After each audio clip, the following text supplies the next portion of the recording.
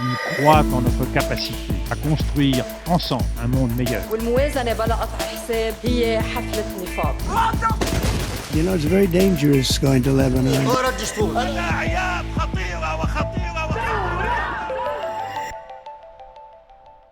Hello, dear viewers, and welcome to our newest episode of Killo Siese. Today, we're going to be hosting Gaelle Mounsef. So, to present you a bit, Gaelle Mounsef is a master's student at USG and the Institute of Political Science. And today, we're going to be discussing actually your study about the socioeconomic development of the Nahr al-Bared Palestinian camp and the surrounding area. So, welcome, Gaelle. Thank you, Rawad. Happy to be here. Gaelle, can you briefly introduce to us the study and its main objectives? Okay, so the study was funded by UNRWA, knowing that UNRWA is the organization that takes care of Palestinian refugees all around the world, but in Lebanon as well. And they wanted to do a study on the socioeconomic development of Nahr al-Bared camp, given that it is in one of the most impoverished regions in the country. And it's also, one of the few Palestinian camps that is arms free. So they wanted to really understand what were the needs of the residents living there, and what are some economic opportunities that we could identify that could possibly improve their livelihoods. But given that, there's a need to also bring in or not take them out of the context in which they exist, or not take the camp out of the context in which it exists, which is in Hamara, which is a Lebanese town. The study did not exclusively focus on Palestinians, but it also focused on the Lebanese citizens or living in the surrounding towns, namely in Hamara and in Penin in the Akkad and Tripoli region. I see. Great. Well, so what was so interesting about Nahr al-Bared camp for you to choose it? Well, it's not that we chose it. It was chosen by UNRWA, and we as USG ESP were chosen by UNRWA to conduct the study. But their camp in and of itself was, interesting. There's a lot of interesting findings that we can discuss more throughout this conversation. And we will. So, for the last part of this section, what are the key findings regarding employment and income sources that you found in the camp? So the two main value chain identifications, or the two main value chains that we identified as being the most feasible, obviously requiring some structural adjustments as well. They can't just happen overnight. But the two main ones that we identified were food value chain, and the digital value chain. So these are two areas that, if really they were invested in, this is where the skills lie, this is where the future lies, and this is where, the identity of the region lies as well. Akkad obviously being a very agricultural land, having an agri-food value chain that is strong in the region and could help not only the citizens of Nahr al-Bared, but also the Lebanese citizens. Also, interestingly enough, part of the reason why we chose these two value chains is because what we discovered throughout the study is that women in the camp, despite it being somewhat of a conservative community, are actually at the forefront of the labor market, and they're the ones pursuing being entrepreneurial. We met with a lot of women actually who have started their own businesses and have actually started exporting. I see. Right. So, having the women being the center, the focus of the labor market, having them being even more enthusiastic and more willing to work than the men, it really reflects a lot, not just about the situation in the camp, but also how this is a global trend. Right, of the youth being somewhat down, unenthusiastic, sort of, they don't really have anything to look forward to, and then you have some women coming in, unfortunately, unfortunately due to bad economic situations. So the situation in the camp, men can't find jobs. Naturally, what they have to do is women come in to fill the gap, try to provide some income. But this, at the same time, has pushed women into the labor force, and they've, developed some amazing ideas and have started their own businesses. So, yeah. Well, then let us talk more about the socioeconomic conditions of the camp.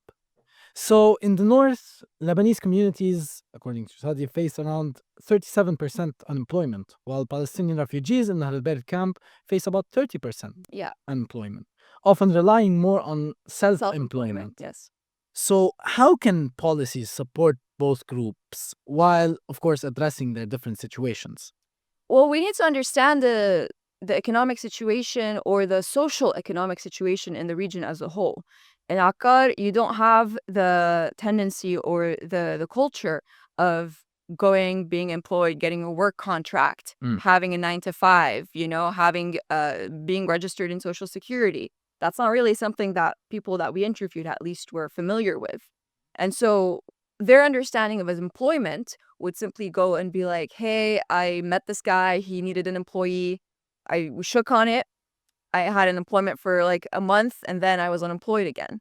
So the culture of employment in and of itself is very different than what we would understand, let's say here in Beirut, where we would expect more of a work contract for things that are more, structured.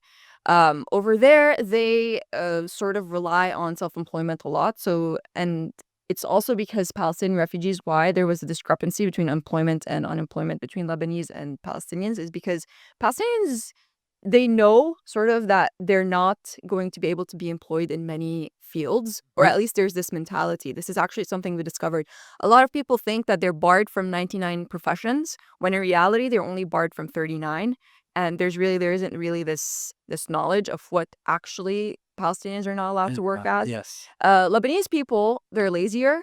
So Palestinians, because they're like, okay, 99 things I can't work at, might as well start my own business, might as well make a living my way. Lebanese people are more like, oh, I'm Lebanese, so, I should be able to apply for a job, should be able to find something. So there's this, This gap. this gap. Well, okay, to elaborate on that, since, as you said, like, Palestinians believe that they are barred from 99 professions, well, it's about 39. Why does that gap exist in their perception? Why do they have that idea? Listen, there's this broader discussion today about the role of NGOs and how they fill the gap of a state. So for Palestinian refugees, let's say, UNRWA has become their version of a state in a sense. They provide healthcare and they provide job opportunities. You would not believe the amount of youth that we interviewed that said that they had decided to study engineering, for example, knowing that they are not allowed to work as engineers in Lebanon because they thought they would have work opportunities with UNRWA, or otherwise they would be able to travel to the Gulf countries. Yes. It's long story short, after the reconstruction of Nahr al-Bared ended and the Gulf countries no longer accepted Palestinian refugees, unfortunately, so you have a bunch of unemployed engineers. And now these professions, they can't work in them. Other majors as well for the Palestinians, or why this misconception exists, is because there really isn't. So in the age of social media, you would expect that there would be more awareness and more advocacy being raised. And the UNRWA, for its part, is doing that advocacy and it's raising its awareness. And they have a legal team and it's working with a lot of Palestinian refugees who are employed by Lebanese people, trying to tell them what their rights are, what they are owed and all that. But still, there's this lack of awareness all around because of the years and the history that exists in the country and all that.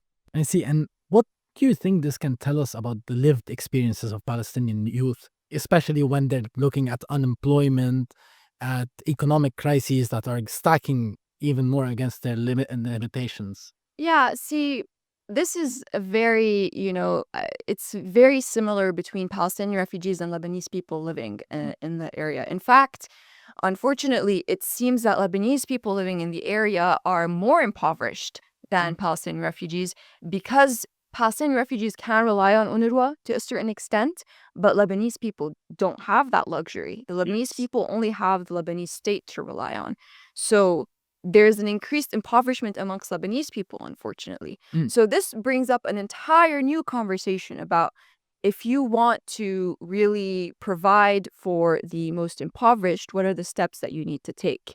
And obviously, one of the study's main recommendations is that there is a need for some structural implementation recommendations: water, sanitation, healthcare, education.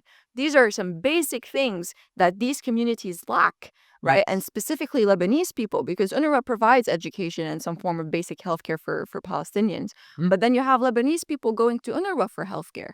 So this brings up a whole different kind of conversation. UNRWA is doing the job of a state given that that Palestinian refugees do not have Lebanese citizenship, right? So UNRWA is taking on that role and providing them with basic services. Now, where does the Lebanese state come in for its own Lebanese citizens? So, you end up with two populations realities. and similar realities, but for two different reasons, right? Well, okay, to move on to our next question, it's more about the jobs that you mentioned before, with around 86% of jobs being informal. Mhm. It seems less and less like a temporary situation and more like A culture. yes, a structured system. There's a Exactly. structure of being employed informally for a length of time and then going back to the cycle of unemployment and temporary Exactly. employment. And this goes back to, again, lack of awareness.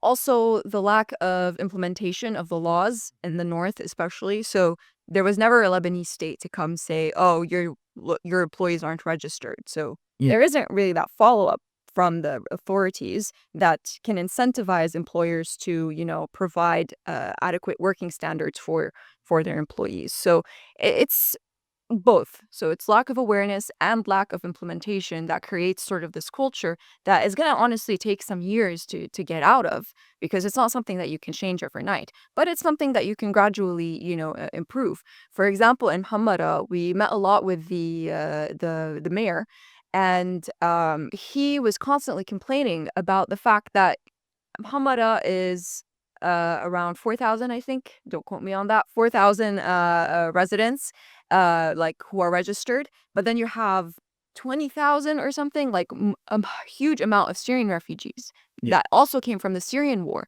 And now you have this tiny municipality that does not receive any form of income from, from taxpayers, let's say, Yes. to be able to deal with crises such as roads, maintenance, such as the garbage crises, such The as water. water, exactly. So how do you deal with all of this, right? You Yes. need to implement a culture where people get used to the idea of being employed formally, and then through formal employment, they pay taxes. These taxes go to the state. The state then provides The these services they need. Yes. Exactly. So this is an entire culture that's missing in the area. But since that culture is missing, how does the quote unquote informal economy or the informal job market function on a daily basis in those areas?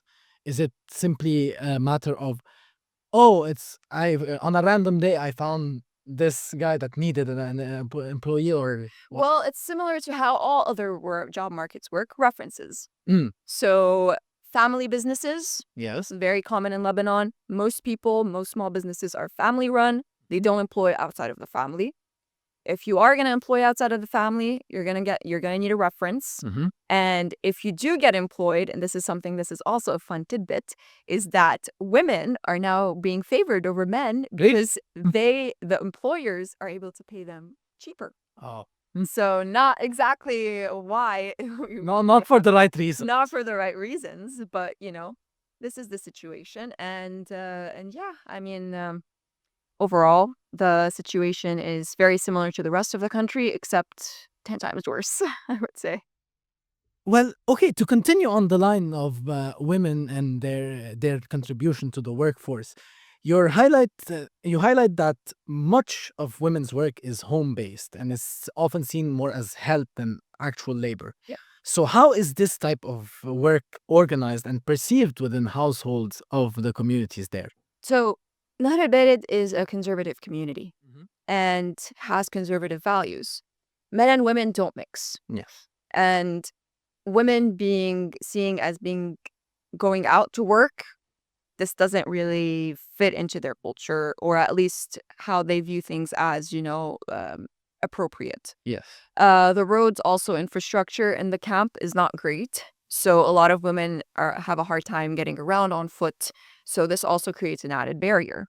And women, honestly, a lot of them were driven into having to open up small businesses, providing some catering services, doing some spices, some embroidery, some knitting, because their men fell ill, couldn't work anymore, or were simply unemployed, and they needed some sort of income to be able to provide for their family. Yes.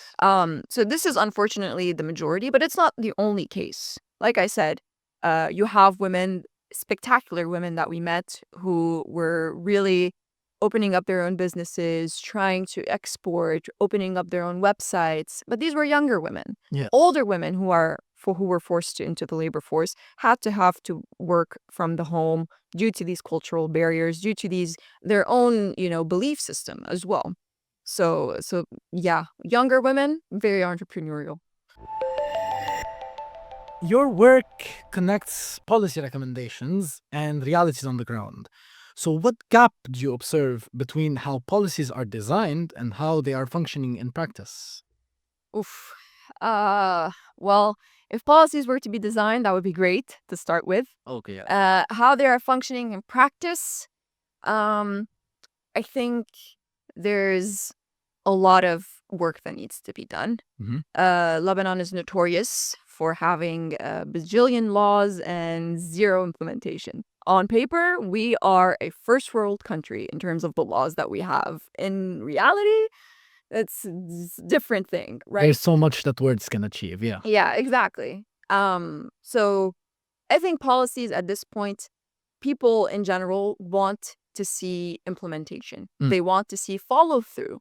They don't just want to have recommendations. And I hope this project overall, it's beyond our capacity as ESP to be able to implement. Right now, what we're hoping for is that donors, those from outside who see these recommendations will say, okay, we're going to cooperate with the Lebanese state and then we're going to try to improve these people's these livelihoods.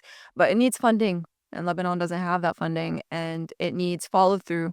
And all of that is tied back to how much the state is actually willing to follow through and to put into it. Exactly. Well, okay, for our final question of this episode, your work sits squarely at the intersection of policy and practice. You advocate for investing in shared productive infrastructure, as you just said, and aligning training with real economic opportunities. However, in Lebanon's current landscape of state absence and severe economic crises, who is actually positioned to take ownership of these massive structural shifts? Well, I'm going to get back to that, but I actually wanted to tell you a little bit of a story. Mhm. And I want you to go on your phone and I want you to look up Ortozia. Ortozia, okay, we can do that, I guess. Let's see what that does. But can you tell us about it while I get the full Okay, so Ortozia Mhm. is an ancient Roman city. Mhm. And this ancient Roman city sat on the beach, and it was a huge trade hub. And is directly under Nahr al-Bared. And it happens to exist directly under Nahr al-Bared camp. Yes. So what happened is, after the 2007 events, the camp was completely destroyed. Yes. But this provided opportunity to excavate. Yes. Now, we met with the Director General of Antiquities, Mhm. and they told us that they found so many worthy things, but due to a political decision, Mhm. they had recommended that the camp, so the DGA had recommended that the camp be rebuilt On top. somewhere else. Oh, okay. So that they would be able to excavate, Yes. just move it slightly. But due to political decision, not my words, there was an emphasis on rebuilding the camp exactly over the Ortozia Area, yes. Under Ortozia, there's an even more ancient city called Ulasa. Mhm. These two cities have now, the camp has been rebuilt, and all that the DGA has been able to do was preserve them underground, preserve these artifacts underground if it wasn't able to move them. And now you have an entire city that lies beneath Nahr al-Bared, right? Yes. But also another interesting thing, Yeah. the town of Ara, Yes. the DGA was telling us that they wanted to build eventually a museum. And this museum was to hold all these artifacts that were found in Ortozia Ortozia and otherwhere in the north. So many excavations ready to be had. The area, Akkar, imagine this impoverished area. if right now it were to be developed into a touristic hub, into something where the people, the residents could benefit, both Palestinians and Lebanese people, they could benefit from this history, from this culture that they don't even know that they have, from these, treasures that lie beneath their own land, and how much that would provide so much work opportunities. This would provide so many livelihood improvements. This would provide an entire new touristic hub for the country, bring in so much money. Right. And it would boost the business It would that are boost already open. exactly.